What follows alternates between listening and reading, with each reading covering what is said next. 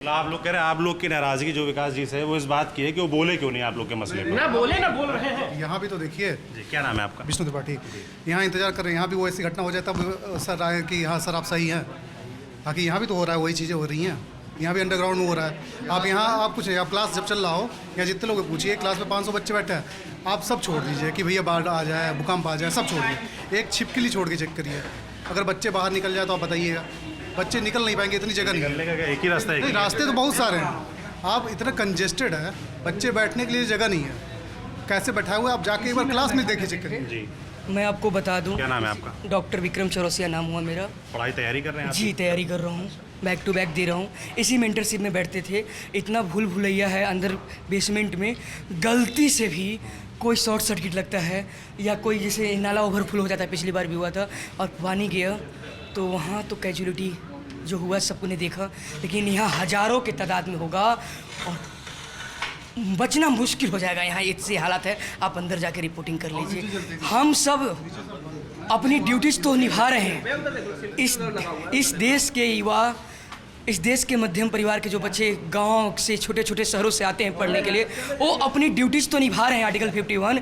लेकिन ये coaching mafia, इसी कोचिंग माफिया के अंदर मैं खड़ा होकर बोल रहा हूँ, एक शब्द बोलने नहीं आया। चाहे विकास देव कीर्ति हो, चाहे खान सर हो, चाहे इसका क्या नाम है ओझा बाबा, कौनो नौटंकीबाज, जितने भी नौटंकीबाज हैं ये सारे फर्जी रील बनाने वाला, रील बना कर हम जैसे भाई जैसे, इनके जैसे, उनके जैसे भाइयों को जो 12th करता है ब्रेन वॉश करके बुलाया जाता है। कुछ ना होगा, तजुर्बा होगा। तजुर्बा नहीं, तुम मौत देते हो। आप गलियों में जाइए, इतना इतना पानी रहता। शासन के साथ साथ कोचिंग माफिया दोनों को सबक लेना चाहिए। उसी दिन जब नीलेश भाई को मेंस लिखना था और वो मारा गया था पटेल नगर में, कैसे थोड़ी सी पानी बरसी थी, करंट लगी, मर गया। उसी वक्त ये बंद नहीं कर सकते थे, लेकिन नहीं बंद किए और कितना बड़ा कैजुअलिटी हुआ है।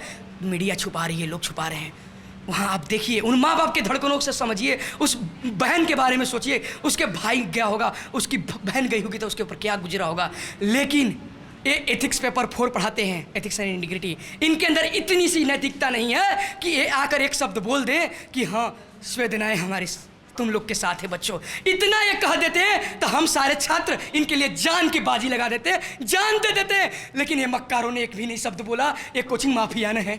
इन कोचिंग माफियों के साथ क्या करना चाहिए? स्टूडेंटों के बीच में भेज दो, फांसी पर चढ़वा दो इनको। या रुकिए रुकिए रुकिए, मैं बोल रहा हूँ, मेरे को चढ़ा देना फांसी। आप ऐसे नहीं बोलिए, ये जान के सौदागर है, आप बोल रहे हैं ऐसे नहीं। 1 मिनट आप सुन लीजिए। शासन के साथ साथ 1-2 कोचिंग वालों को भी लटकाइए, फिर देखिएगा सुधर जाएगा। क्योंकि भंडारी बिल्डिंग में आग लगी थी, आपको पता होगा, आपने रिपोर्टिंग किया होगा। तो सर लग रहा था फिल्मों की शूटिंग चल रही है, ऐसा लग रहा था फिल्मों। 5 मंजिला से हमारा भाई अपनी जान बचाने के लिए कूद रहे थे एक दूसरे पर, कैसे? फिर भी सबक नहीं लिया। ये पढ़ा लिखा व्यक्ति है। मेरे से डिबेट करा दो भी, क्या क्या खान का, मैं भी डॉक्टर हूँ। खान विकास देव ओझा का करवा दो आप। पर इन्हीं 3 टीचरों का नाम क्यों ले? और भी जितने सारे आप उसी मैं सभी की बात कर रहा हूं। ये रील बनाकर बच्चों को माइंड वॉश ज्यादा किए हैं।